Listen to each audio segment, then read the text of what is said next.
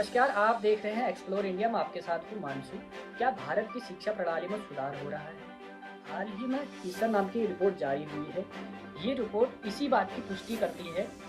Report कहती है पिछले साल यानी 2024 में यदि आप देखें ग्रामीण भारत में शिक्षा की स्थिति में सुधार देखने को मिला है। हालांकि ये सुधार इतना ज़्यादा नहीं है जिसे बड़ा माना जा सके, लेकिन कोविड-19 महामारी के बाद देखें तो कोविड-19 महामारी के बाद आपको ग्रामीण भारत स्तर पर शिक्षा में एक बड़ा गैप देखने को मिला है, जबकि शिक्षा के स्तर में कमी आई।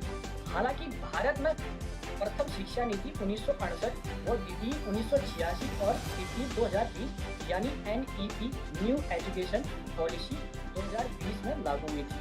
यह नीति 2024-2025 तक लागू हो सकती है। यूँ तो सरकार तरह तरह के प्रयत्न करती रहती है शिक्षा नीतियों को बदलने को लेकर। बावजूद इसके क्या भारत में ग्रामीण कस्बों की शिक्षा स्थिति में सुधार देखने को मिला है? आइए जानते हैं इन आंकड़ों के माध्यम से। पेश करते हैं ये रिपोर्ट। यदि आपको ये रिपोर्ट पसंद आए तो लाइक, शेयर और सब्सक्राइब जरूर करके जाइएगा। नमस्कार, आप देख रहे हैं एक्सप्लोर इंडिया। मैं आपके साथ हूँ मानसू। बागेश्वर जिला मुख्यालय से तकरीबन 30 किलोमीटर दूर हम लोग खनौली इंटर कॉलेज में अभी मौजूद है। यहाँ के जो स्थानीय लोग हैं उनके द्वारा प्रत्यक्ष रूप से आरोप लगाया जाता है कि यहाँ के स्कूलों में बच्चों को शिक्षा अच्छे ढंग से मिलती है। तो हम इसी जांच पड़ताल में हम लोग अभी यहाँ बच्चों से पूछते हैं कि क्या यहाँ की स्थिति बनी हुई।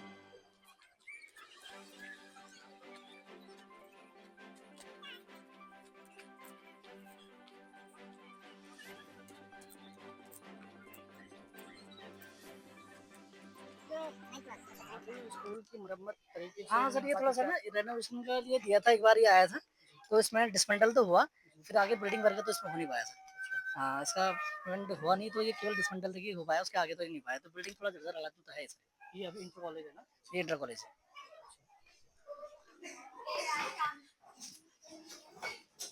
एक आप कौन से क्लास के छात्र हैं?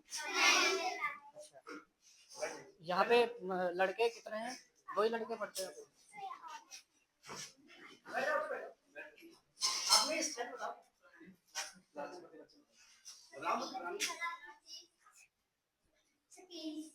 अच्छा, 30 स्टूडेंट है अभी इस क्लास में। तो यहाँ पे आप लोगों की पढ़ाई कैसी होती है? सब बहुत बढ़िया तरीके से पढ़ाते हैं टीचर लोग? सर। दिन भर घूमते तो नहीं रहते हो? सर नहीं। अच्छा, तो ये बताइए हमारे जो शिक्षा मंत्री हैं कौन है? कुछ आइडिया है इस बारे में? आपको पता है? सर धन सिंह रावत। धन सिंह रावत सर। और हमारे शिक्षा अधिकारी कौन है? जनपद के शिक्षा अधिकारी। आपको पता है? किसी को पता हो जो बताना चाहते हो हाथ खड़ा कर सकते हैं।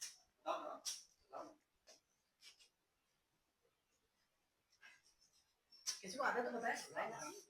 वोवल सब कॉन्सोनेंट आते हैं आपको? आते हैं?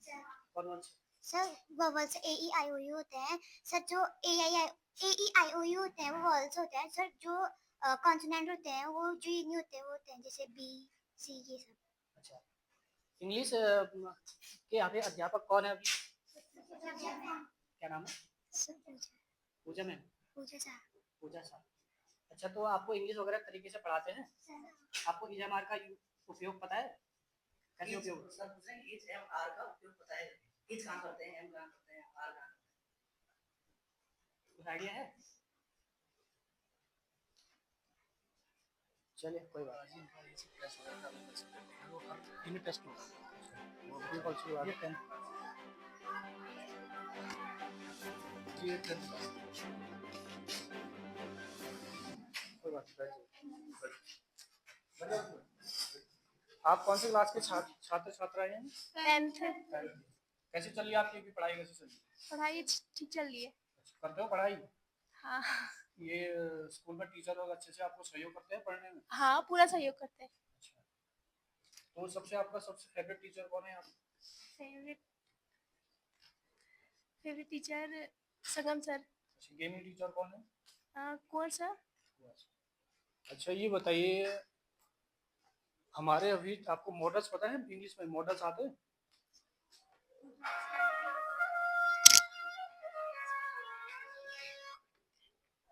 मॉडल्स आते हैं? हाँ, यस। बताइए। Can, could, may, might, would. May का प्रयोग बताइए। में जैसे किसी कोई जैसे कोई कैपेसिटी है, मतलब जो वो कर सकता है, जैसे सकता। मैं उसमें मे मॉडल का वो होता है,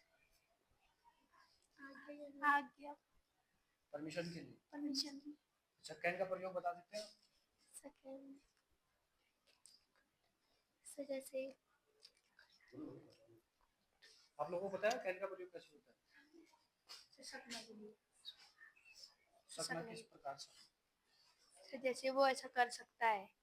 अच्छा, एबिलिटी को दर्शाता है। सर, अच्छा, कुड का प्रयोग? तो पास्ट टेंस से ही एबिलिटी को वेरी गुड। माइट का प्रयोग? माइट बता सकता है कोई? किसकी पास्ट है? Very good. अच्छा, ये बताइए हमारे शिक्षा अधिकारी कौन है जनपद भर के?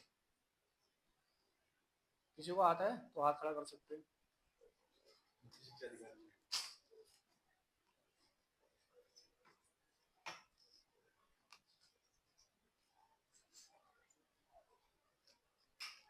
आपके क्लास में छात्रों और छात्राओं की संख्या कितनी है? 16। चलिए ठीक है, कंप्लेंट नॉलेज के स्थानीय लोग हैं वो कंप्लेंट दे रहे हैं। 7 क्लास चली गई एट ए टाइम और टीचर हमारे पास 22 ये बिल्डिंग में हैंडओवर हो रही है। सर, यहाँ पे प्रत्यक्ष रूप से आरोप लगाया जाता है कि यहाँ का जो इंटर कॉलेज है वहाँ पे प्रॉपर तरीके से शिक्षाएं मिल नहीं पाती है। तो सबसे पहले हम आपसे ये पूछना चाहेंगे कि जो पब्लिक एजुकेशन सिस्टम है उसके बारे में आप क्या कुछ कहना चाहेंगे? जी, ये ऐसा कुछ नहीं है। यहाँ पर प्रॉपर हमारे विद्यालय में पढ़ाई होती है और जहाँ तक है लोगों का कहना लोग लोग इस बात से अच्छी तरह वाकिफ़ नहीं है क्योंकि ऐसा कभी हम देखते हैं कि लोग रोड से विद्यालय की ओर देखते हैं तो वहाँ पर कुछ टीचर उनको खाली दिखाई देते हैं। लेकिन ऐसा नहीं है, वो खाली नहीं होते हैं क्योंकि यहाँ पर वादन वाला सिस्टम है।